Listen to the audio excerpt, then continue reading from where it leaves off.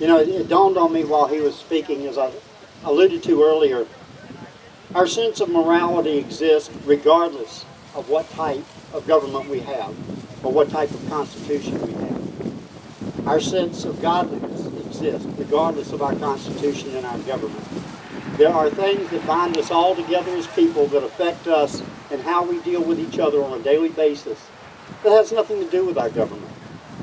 So we need to recognize government for the limited purpose for which it was originally intended, and in doing so, step up and fulfill our obligations as citizens. Our next speaker is a lady who has done exactly that. Several years ago, she decided she had had enough. She wanted to get involved, and she put together what has evolved into one of the largest coalitions of Tea Party and conservative groups in the state, called Triangle Conservatives Unite. Please welcome to the stage Miss Laura Long.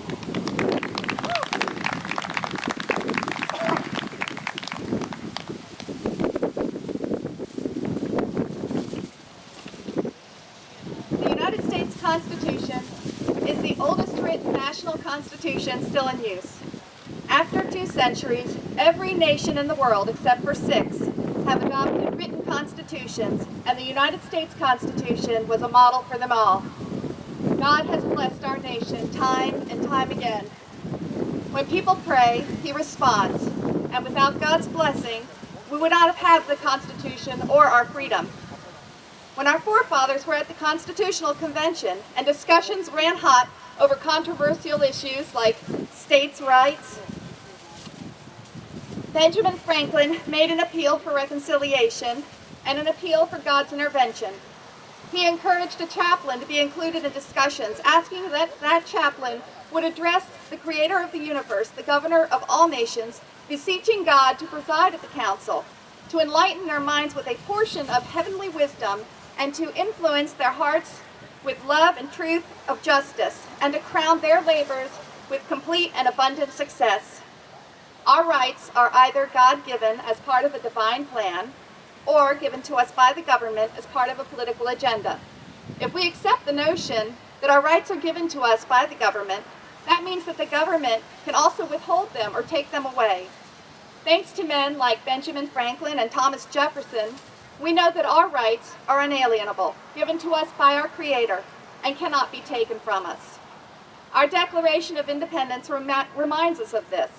We hold these truths to be self-evident that all men are created equal, that they are endowed by their Creator with certain unalienable rights, that among these are life, liberty, and the pursuit of happiness.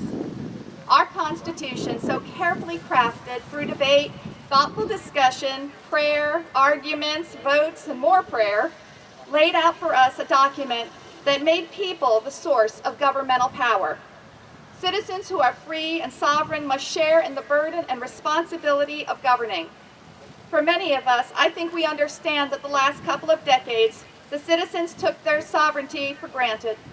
And when we realized the power grab of our overreaching government, we became politically active.